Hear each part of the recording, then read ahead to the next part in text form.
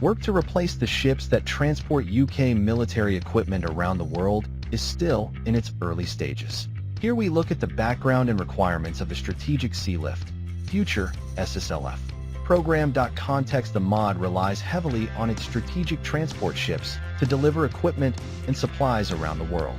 The Point-class takeoff and landing transport ships, introduced in the early 2000s, have quietly and efficiently provided the UK with flexible military logistics, supporting overseas operations, NATO commitments, and crisis response scenarios. More details about their operations are in our previous article. Strategic transport is not just about moving heavy weaponry or humanitarian supplies.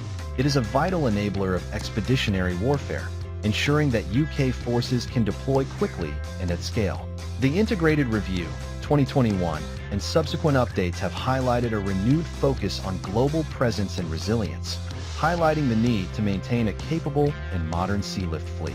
Recent events underline the growing likelihood that, despite its dwindling numbers, the British Army and its equipment may need to be transported to Europe's eastern borders and sustained in greater numbers and for longer periods than it has for decades. In December 2024, the Ministry of Defence awarded a 7-year, £476 million contract extension to UK-based Foreland Shipping Limited, owned by Hadley Shipping Group.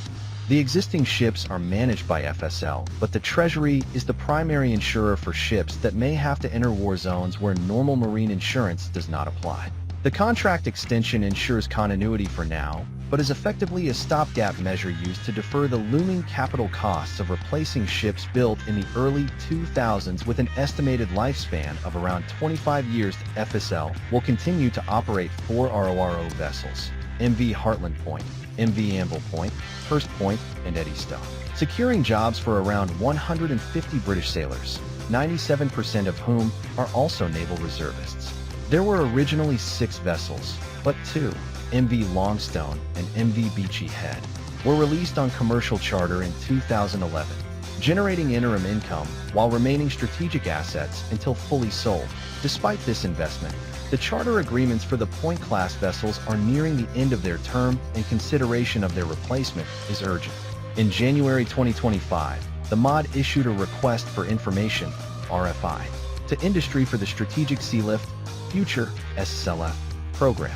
Assuming funding is allocated in the SDR, SSLF will replace the current interim capability, increasing back to 6 slightly enhanced vessels. Initial market engagement will conclude in April, and the mod will have an outlined business case by November 2025. There are a number of ways to structure the delivery of SSLF. The first option is a defense-owned and supported model where the vessels are owned and operated by the mod, ensuring full government control.